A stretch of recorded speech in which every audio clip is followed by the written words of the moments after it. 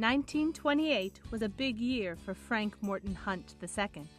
1, because it was the year he was born, and 2, because it was the year his father, Dealey Hunt, founded a fresh fruit packing house called Hunt Brothers Cooperative. Right from the start, cooperation was a big part of Frank's life. And the cooperative influence didn't stop there. When Frank was only 5 years old, his father helped create the Florida Citrus Canners Cooperative and served as its first chairman. Frank learned early that a cooperative is the best thing for a farmer. This is a lesson he carries with him to this day. A lifelong resident and former mayor of Lake Wales, Florida, Frank likes to follow local politics and sports. His children played on many of the Lake Wales high school sports teams, as do his grandchildren today. Following all University of Florida teams is also a favorite pastime for Frank, and he is still an active booster. He is very active in his church, close to his family, and has many friends.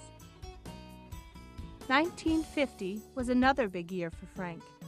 He graduated from the University of Florida with a degree in business administration.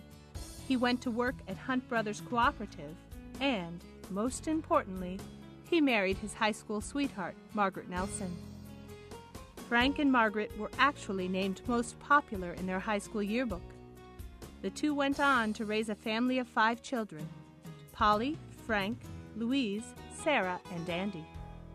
In 1964, Frank became president of Hunt Brothers.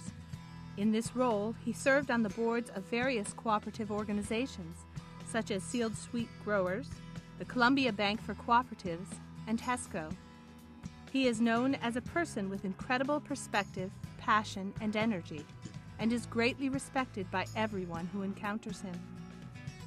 Frank's greatest mark on the cooperative sector, however, harks back to the Canners Cooperative his father helped create when Frank was just a boy.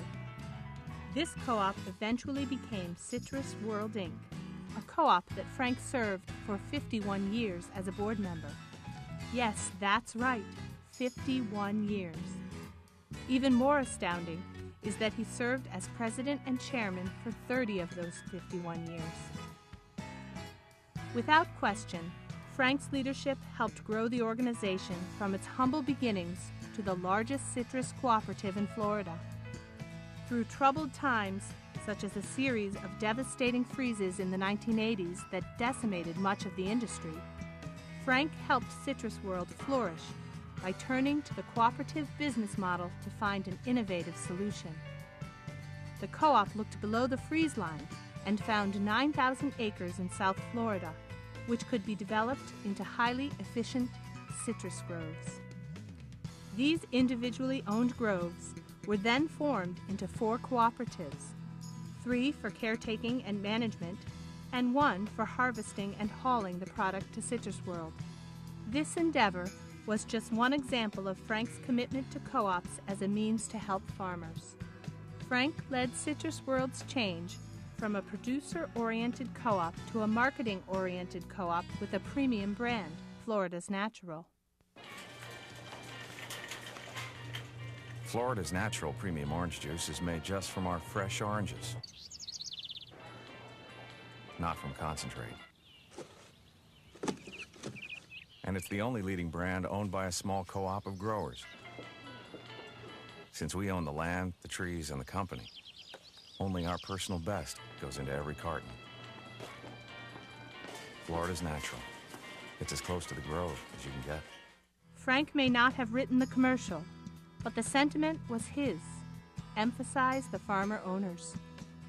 The slogan, "We own the land, we own the trees, we own the company," was no accident. Frank wanted people to understand that cooperatives are important, that cooperatives mean something, and that cooperatives matter.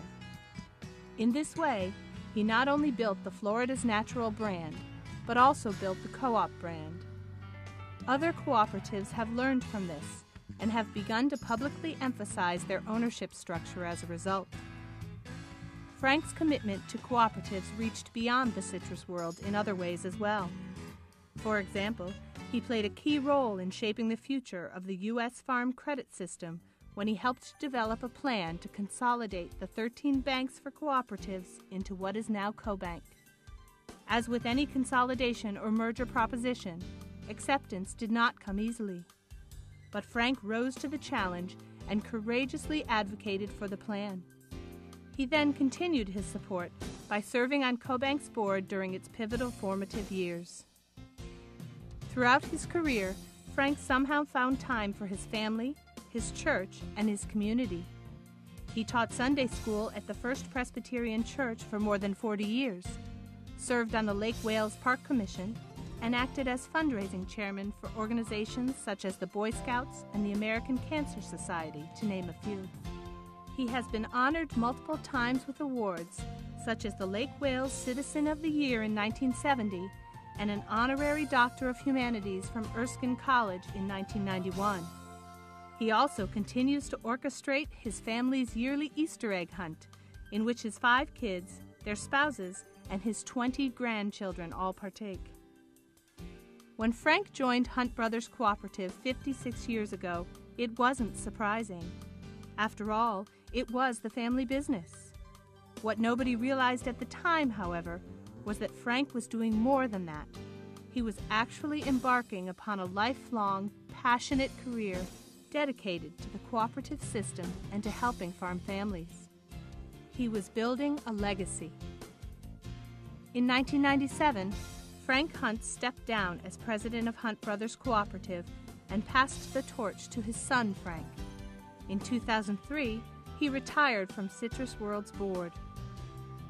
Frank Hunt has shown that he is an incredibly talented, persuasive, and insightful leader.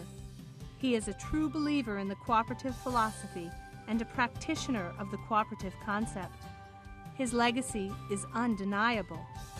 For this, we honor Frank Morton Hunt II with induction into the Cooperative Hall of Fame.